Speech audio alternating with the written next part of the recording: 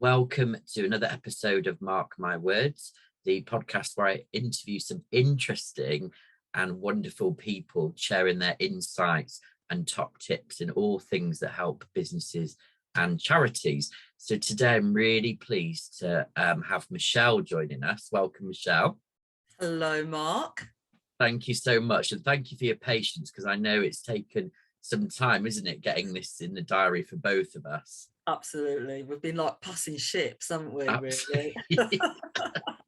really? So Michelle, can you tell us who you are and what you do and how you got into what you do, if that's okay? Okay, well, my name is Michelle Fakes, Fakes.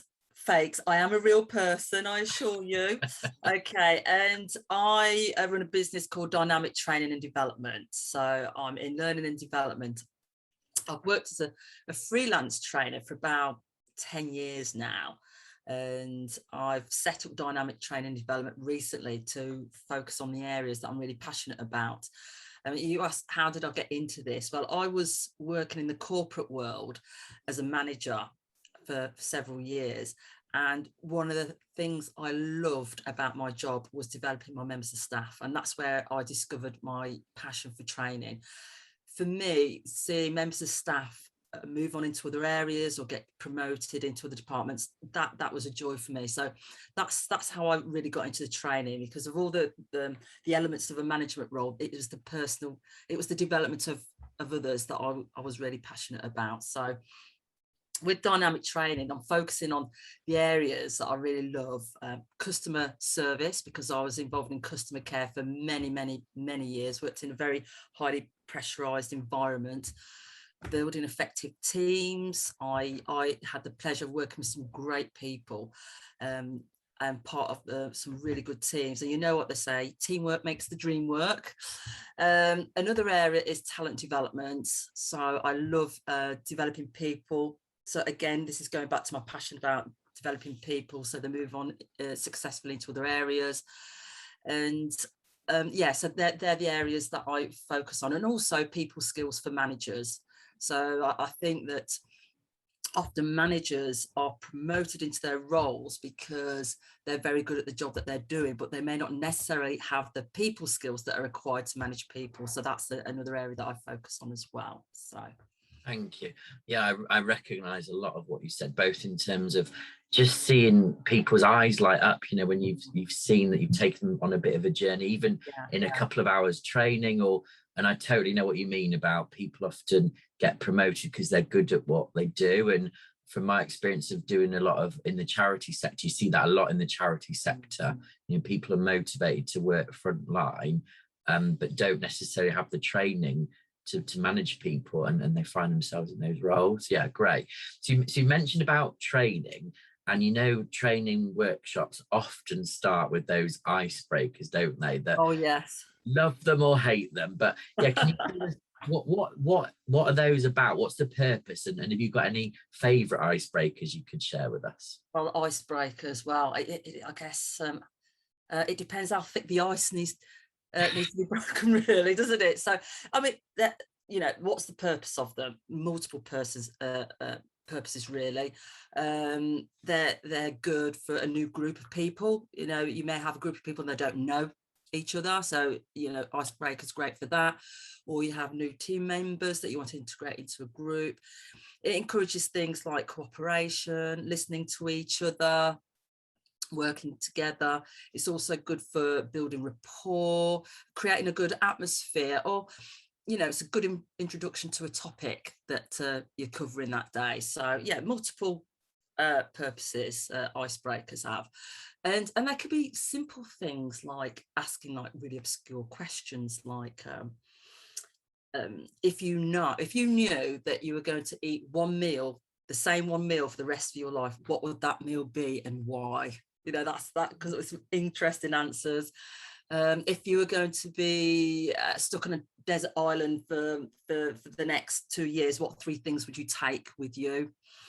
I've done icebreakers where you give the delegates some materials, well, not very much, a few pieces of paper, and say, you've got 30 minutes to build a tower, and it's got to be a tower that will stand.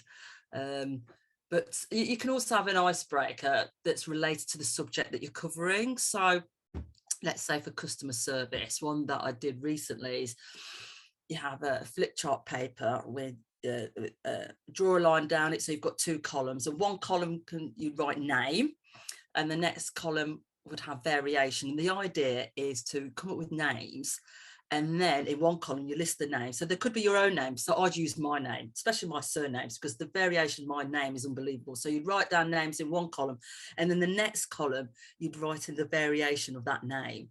And it's quite a giggle, you know. I mean, like, you can use my name, and the amount of variations my name is unbelievable. You know, I'll go to restaurants and they say, oh, booking for Mrs. Sakes. No, sack, all sorts. So you have a bit of fun with that, but then you have a discussion around, you know, how people feel how do you feel, you know, you've given your name and, you know, they pronounce it in a different way. So it talks about how the impact it has on the other person, the perception for the organization, and it leads on to things like listening skills. And listening skills is one of the key skills where you're going into customer service. So, you know, that's just an icebreaker that's leads you into the topic that you're talking about. So, and doing it in a fun way, really. I really like that one, yeah, because I get Mike all the time, and once I've even had Dear Mary, Mark, and I'm like, not the weekend, you know. So brilliant. Okay, no, thank you. I might try that one. So I guess, you know, when we're talking about team building activities, some people love them and other people roll their eyes at them, don't they? So I kind of want to ask you now about, I know one of your areas of expertise is about building effective teams and putting people, making people feel comfortable. So what would you say are the key benefits of spending time on team building? Well, actually, it's going back to the eye rolling. I think the eye rolling mostly comes from the fact that, oh, I have to spend some time with people that I really don't want to spend time with. Or they're most probably thinking, do you know, I've got so many emails I need to read today. I've got so much work to do. Hence the eye rolling, you know, comes in. But, you know, team building is so important, especially in today's environment where you have to do more with less. So if you think about the pressures businesses are under to reduce their costs, you know, streamline what they're doing. So, you know, recruiting people may not be the answer when, you know, extra work comes in. It's you've got to work with what you have. So there's more pressure on individuals and teams working, you know, more effectively. So if you think about the benefits, you know, focusing on team building, you also focus on team skills. So communication for one, you know, and if a team communicates well with each other, then they're more likely to be more creative. They're more likely to be better at problem solving. And these are key skills, and other skills like decision making. And I think it's really important for teams to recognise their own strengths, and a team that is more productive is absolutely far better for a business. You know, as like I said, you know, businesses need to be efficient, and if teams work together and they're more efficient and more productive, it's clearly going to be good for business. Thank you. And I guess especially, you know, in the last 18 months where people have to do it online, people are now starting to get back face to face, and, you know, just spending that time together is really important. And I guess that leads us nicely on to my next question. So I know you use personality profiling in your work. So can you tell me what that's about and why that's important and what role that plays? Right. Okay, then I'm going to have to correct you here, Mark. Thank you. Feel free. First, personality profiling. So this is made up of many things. So it's made of things like your emotions, you know, your values, your attitudes, beliefs, and your habits. So that is all unique to your personality, and that is very hard to measure. Okay, so I use a psychometric assessment tool called Everything Disc. So what this measures is observable behaviors. Okay, So this tool is based on a DISC model that was proposed back in 1928, would you believe? So it looks at 4 areas. So DISC stands for the 4 areas of behavior. So D is for dominance, I is for influence, C is for conscientiousness, and S is for steadiness. Okay, so it looks at to see which of those quadrants you fall into. So I might ask you a question. You know, Mark, are you outgoing or reserved? Oh, let me think. And then, so it looks at 2 axes. So the horizontal axis is looking at, you know, your outgoing or reserve. So I say I'd say you're outgoing, Mark. And then the horizontal axis would look at, so what would they look at? That would look at, are you task focused or people focused? Which one of those would you say you are? Task focused, or, you know, what do your natural behaviors lean towards? Probably more people focused, I think. Yeah. So, okay, so you would be similar to me. So you would drop into the influence quadrant. Okay. So you're outgoing, enthusiastic, optimistic, you know. Did I resonate with you? Okay, so that's the quadrant you would fall in. But obviously, using the assessment tool, you'll get to know more about your stresses, your motivators, your priorities, those sorts of things. So yeah. Excellent. So how do people respond to that when you use that with them, or use that understanding? Oh gosh, yeah, some people they get quite scared, because once they have the assessment, because with the tool you answer, you do like an online assessment where you answer lots of questions, okay, and then you're given a profile which highlights where you are on the model, and you get a lot of people saying, oh my gosh, this is scary, you know, someone's been following me around because it's describing me to a T. You know, but it's really good to see where you're, the way that you are in the workplace, but you can do it for yourself, but if you recognize your colleagues, you know, where they fall in the DISC behavior model as well, you can use it as a tool to help to communicate better and to build effective teams. So, and the applications can be used in so many areas. It could be used to help improve customer service. It can help with management training, like I said, building effective teams, used for appraisals and development plans, improving communication. So it's got quite a lot of applications. So. Very good.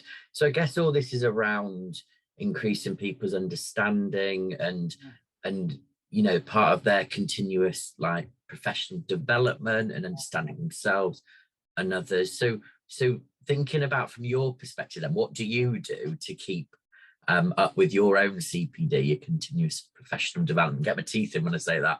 Oh, well, what I've done in the past, and it's worked for me, I've done a bit of a personal SWOT analysis. So I look at what are my strengths, what are my weaknesses, opportunities and threats. So I do that on a regular basis. And as a result of that, I will, you know, it highlights me, what do I need to work on? Because being self-employed, things change. For any business, things change all the time. If you look at any business, the way they are now, how they look now, and what they do may be different to what they did, say, 5 years ago. And it's the same for me. I've been self-employed for nearly 10 years, and what I do and how I do things is different to what I did maybe 10 years ago. So things are changing. So I do a little bit of a SWOT analysis that helps me to see, okay, what do I need to do moving forward? And I also allocate time each week to work on my personal development. So it's part of my ingrained in my calendar, so that I allocate X amount of time for my personal development, because it shouldn't be a nice to do. It must be ingrained in what you're doing, not just as an individual, but for an organization or a business. Your personal development should be ingrained in what you're doing on a day-to-day basis. So at the moment, as a result of doing my personal SWOT, I'm doing a coaching qualification. Coaching is something that I've been doing for many years, but I thought, okay, what can I do to enhance that skill? So yes, I'm doing a coaching qualification at the moment. Very good, very good. I am as well, which I'm sure we'll come on to that in a moment. Yeah. So I guess you know, you mentioned that you've been in sort of self-employment for about 10 years. So is there any, I guess I'm really interested, what would you tell yourself if you could go back, you know, those 10 years and sort of give yourself a key bit of advice or a bit of learning? You know, what would that be, do you think? That very good question. If I knowing what I know now, I think recognizing that you can't do everything, and I should focus on the things that I'm really good at and I enjoy doing, and those areas that I'm not particularly an expert in, that I need help, to shout up and get that help sooner rather than later. Because I think in the early days, it's you tend to, right, I'll do everything, I'll take everything on board, but no, get help or outsource, but focus on the things that you do well, and get help or outsource the things that aren't your bag. Great advice, because I know when I do sort of business startup training, people often say, oh, I don't really know about budgets or bookkeeping and stuff. So sometimes actually it's better that they pay a bookkeeper that will do it in 2 hours than they could do it, but it'll take them all day. So the time that they've saved, they've kind of made it back to pay their bookkeeper, haven't they? So Absolutely, yeah. Sometimes I think it's giving yourself that own self permission, isn't it? It's all right to outsource stuff and you don't have to do everything. It's okay that you're not able to do everything at a high standard. Yeah. Okay, is there anything else you'd like to say before then I ask you what would you like to ask me, which is the bit I always get nervous about? Yeah, I think it's really important that everyone focus on their personal development, and managers, heads of departments, always looking at their employees' development. And if they're thinking to themselves, well, I don't know, what do we need? It may not be obvious what people's learning needs are. Is, look at doing a learning needs analysis. Take a step back and do a bit of analysis. But if you're unsure on how to do analysis, seek help to identify what it is that you need for yourself and for your organisation. Really good advice. Yeah, thank you. So go on then, hit me. What would you like to ask me? Wow, I know. Word on the street, Mark, is that you are embarking on a coaching qualification yourself. How are you finding that? Really good, yeah. So I'm near the final bit of it.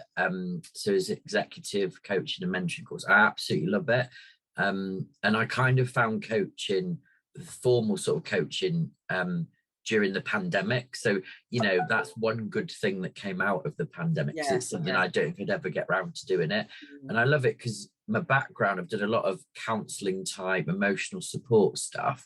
And, I did psychology at uni, but I feel like the coaching lens has given me a fresh outlook, if that makes sense. So I really love it. And that seeing how just giving people the time to think. I know it can sound a bit cheesy and a bit jargon, but it is holding a mirror up so people have got their own wisdom, and by asking the right open questions, you unlock that in them. I don't know if you found that.